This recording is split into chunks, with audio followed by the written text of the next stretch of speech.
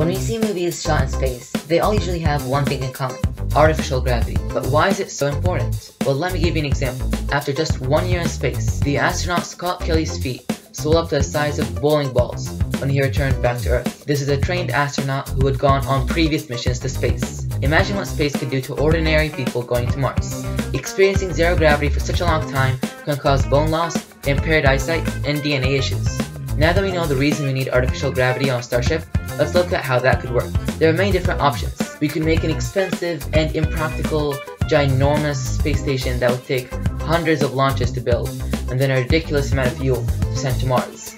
Or we could build a sensible design that would only use 3 starships, 2 of which would have a full crew and cargo. Let's look at how that could work. To start off, Starship 1 would launch, escape the atmosphere, and then refuel. At the same time, Starship 2 and the middle starship would do the same.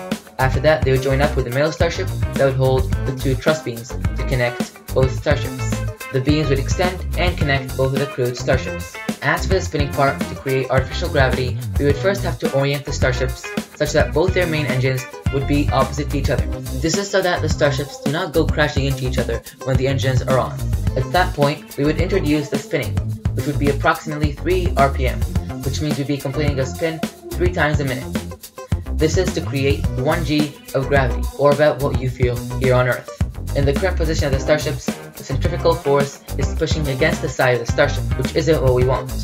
We want the starships to be in line with the truss, so the gravity is pulling the starship down, so we rotate the starships. But what if the starships decelerate if there is no engine fueling them? Well, when you're moving through space, which has no gravity, there's one advantage. You can set an object in motion with 1 short burst, and it won't stop moving until you stop it. This is different from when you're trying to escape from Earth and there's gravity pulling you down.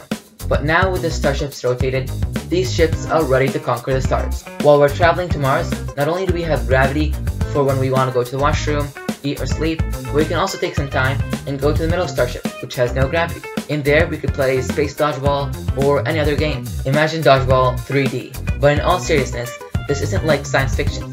These are all things that could easily happen.